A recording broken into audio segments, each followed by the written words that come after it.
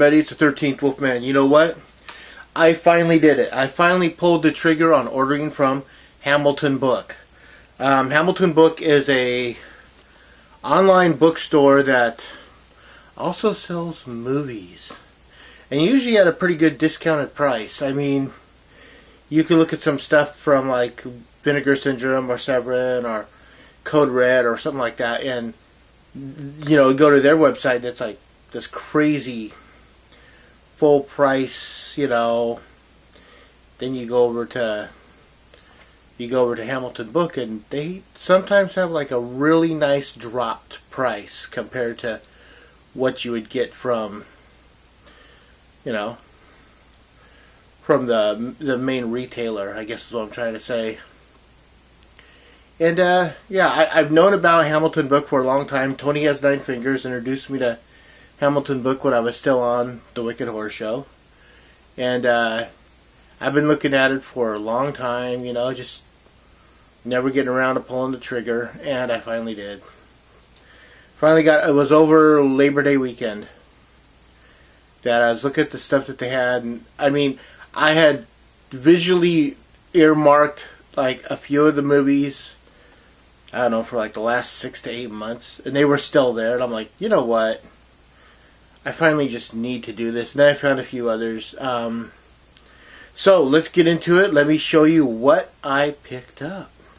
Okay? The first 4 movies are Scream Factory movies, and these were all, I think they were all $7.95, which is awesome for a Scream Factory movie. Got a hair that just keeps floating around here. So we'll start with the first one, and that is Women's Prison Massacre. In the 1970s, there were tons of women in prison films. I've seen my fair share of them, but I don't remember this one. So I figured, what the heck, I will pick this up. This has got Laura Gesmer in it. I think that's her last. Gemser. She's the one that played Emmanuel in the Emmanuel movies from the 70s. Who else do we have? Gabrielle Tinney, Ursula Flores, Maria Romano, Paul Cabrera, and that's pretty much it. So, I'm not sure, but since this has Laura in it, I think this might be an Emmanuel movie. Wasn't really expecting that. I was expecting more of a, women in prison film type thing, but who knows. So that's the first one, Women's Prison Massacre. Have you seen this? Tell me what you think of it.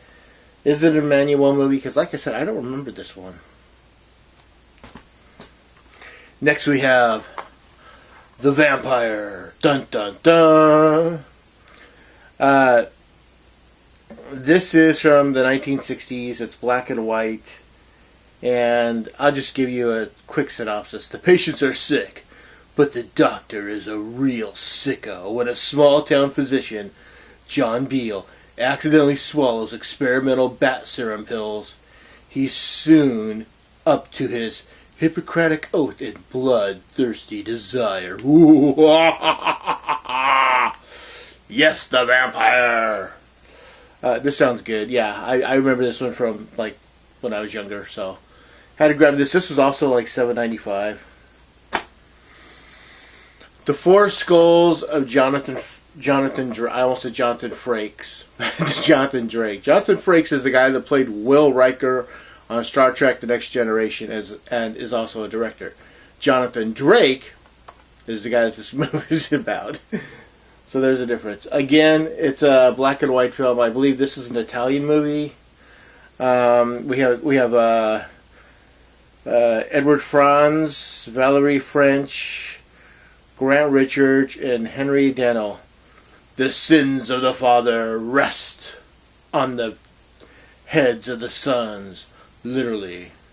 In this fun-filled fright flick fest that'll keep you awake and screaming through many a traumatic night. Ooh, ooh, ooh, ha, ha, ha.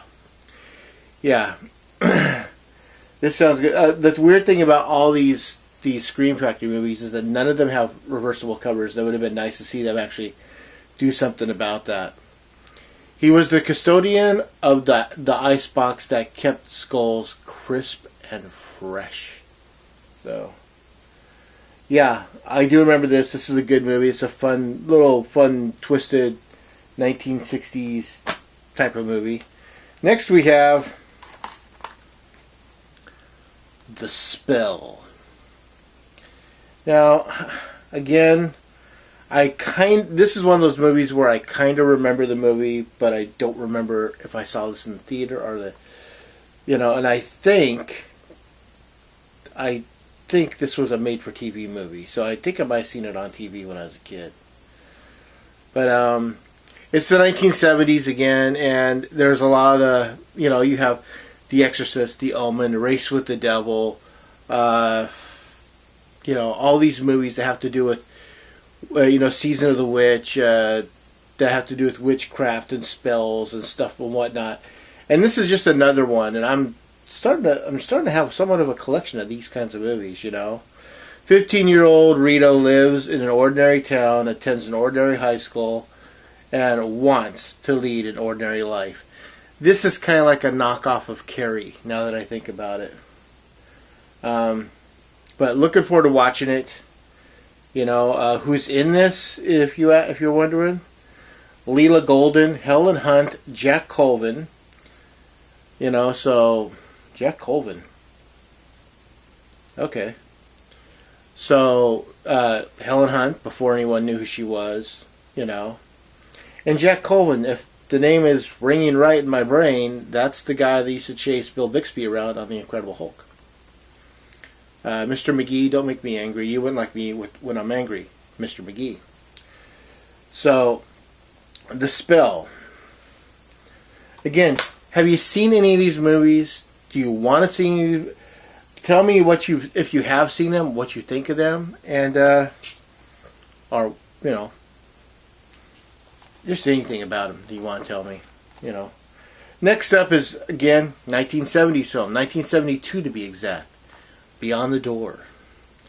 So, a while back during the Vinegar Syndrome Halfway to Black Friday sale, I bought Beyond the Door 3, and also known as A Mock Train. This is the original Beyond the Door.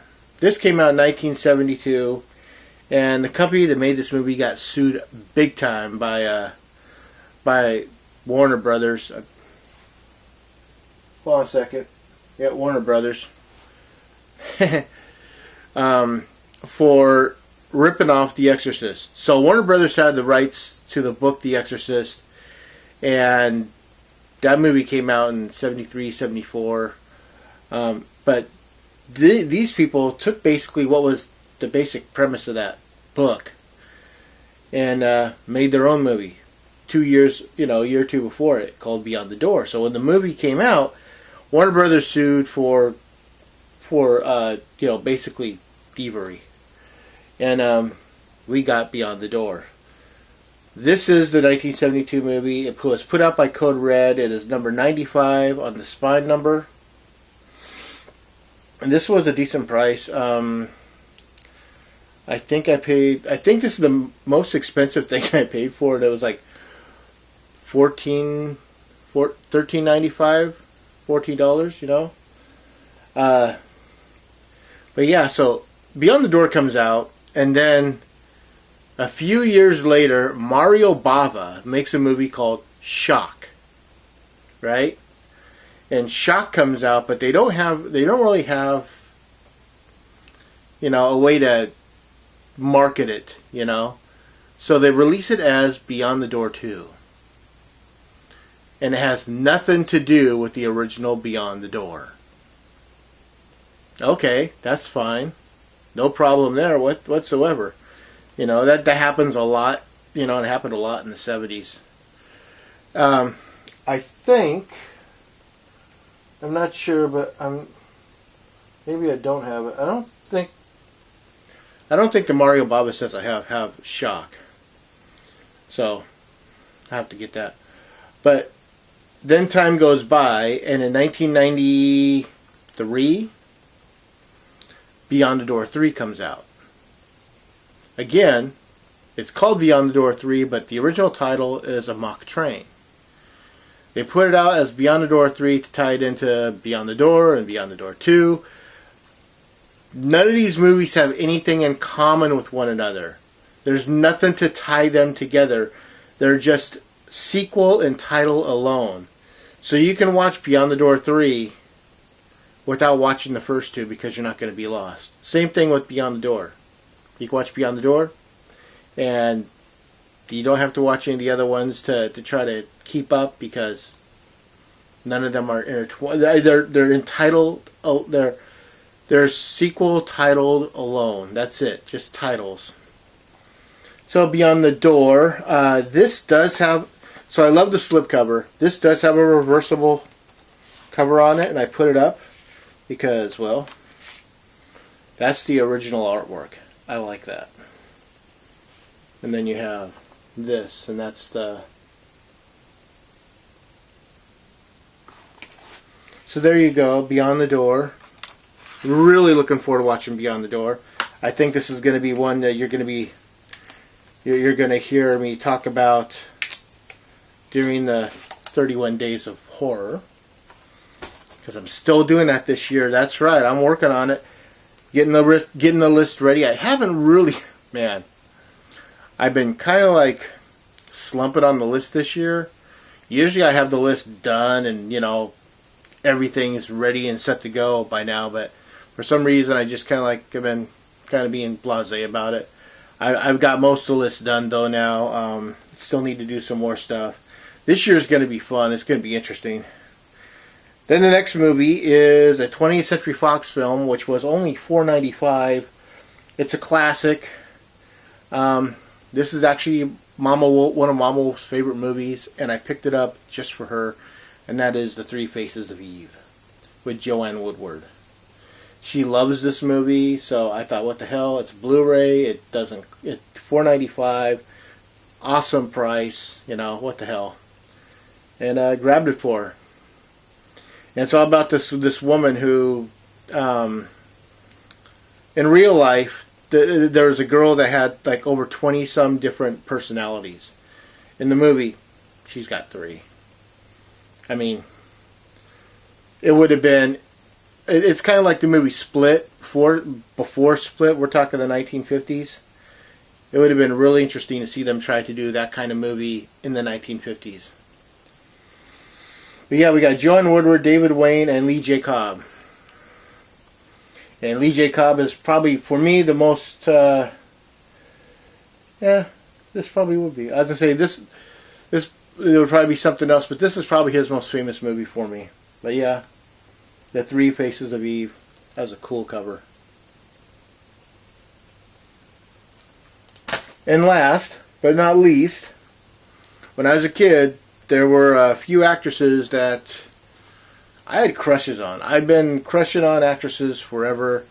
When I was a kid, you know, I mean, I was raised watching like all these classic movies from like the 30s, 40s, and 50s. So, you know, you had Jean Harlow and Myrna Loy, and you know, and then I found out, then I found her, and her was one of my big crushes. I still think she's probably one of the most beautiful women ever, even though she passed away at a young age. And that is Natalie Wood. I've always had a deep feeling for Natalie Wood. She's a wonderful actress, a beautiful woman.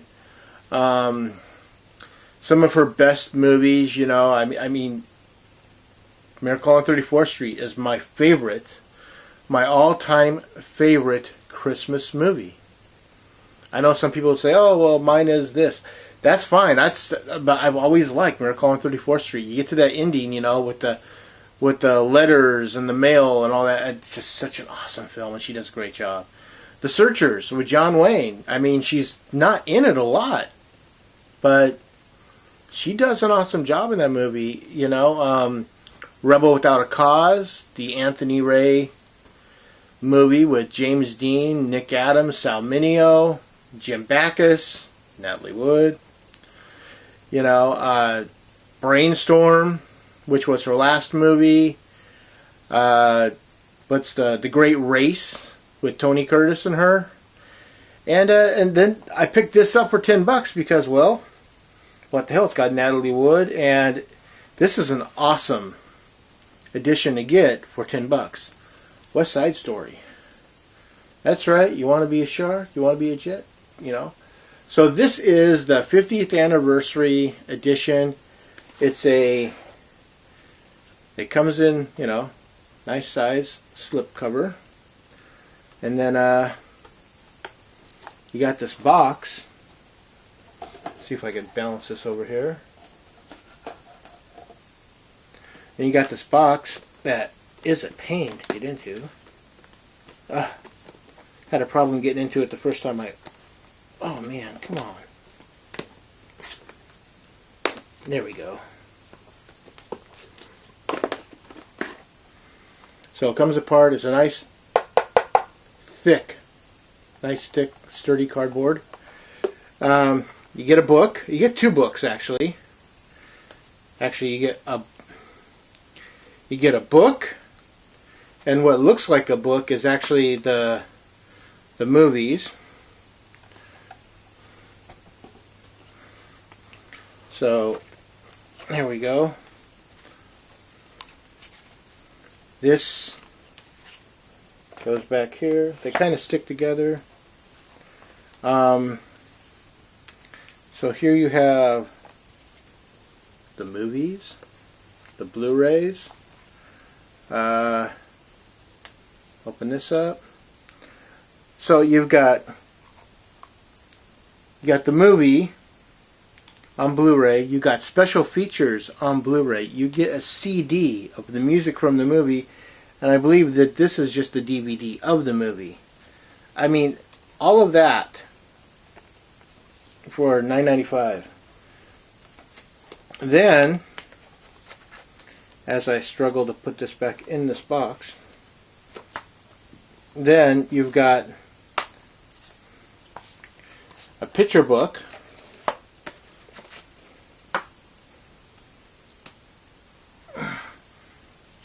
Picture book to show you kind of like the story of, you know,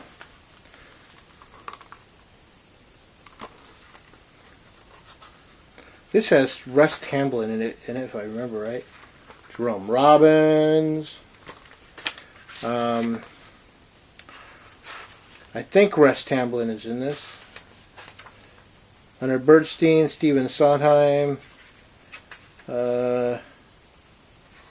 I'm just thinking as a, you know, let's see. Natalie Wood was Maria, Richard. Yeah, Russ Tamblyn was Riff. Rita Moreno. And Russ Tamblyn, who did a lot of movies back then and a lot of musicals. His daughter, Amber Tamblyn, is still acting today, which is awesome. And then you get this, and I haven't opened this up because I just haven't wanted to, but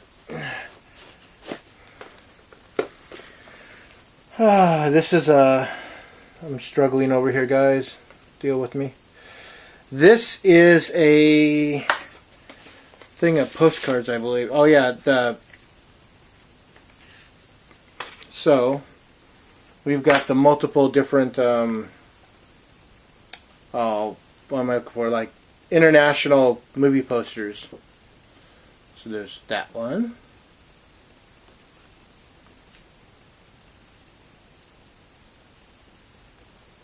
Not sure what to say about these. You know, I don't really have a I haven't looked at them. So this is kind of cool. This looks Japanese, you know. But I think this one so far is okay. This one would be. I just like the look of it. That I think it's Italian. It might be.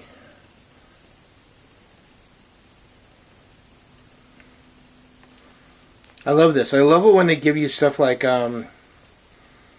you know, movie poster props. I mean, we all have our rooms where we keep our stuff, and I mean, I would get duplicates made. They're just like King Kong. I would get duplicates made of this stuff and just put it up on the wall and just keep this, sealed away. So that looks like an American poster. And another American poster. I say American because these are the ones that are in English. For all I know, it could be it could be Australian or even England. But oh yeah, here's a good one. I mean, I really like that one I told you, but this one's got like a little bit more of a, look at that. You got him standing with the knife, and then there's, that looks really, really cool.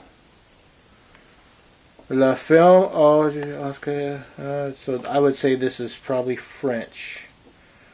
So, and then we're back to the beginning. So that's everything that comes in West Side Story. It's an awesome pickup. I'm looking forward to watching all of this. Tell me, have you bought from Hamiton Book yet? I mean, are you still thinking about it? If you have bought from Hamiton Book, what's your best purchase? As always like, subscribe, share, and comment. I always want to know what you have to say. When you do subscribe, hit that bell, bing that bell, ring that bell, ding that bell. And as always, I am the 13th Wolfman, and this is 21 minutes, and I am on the prowl. 22.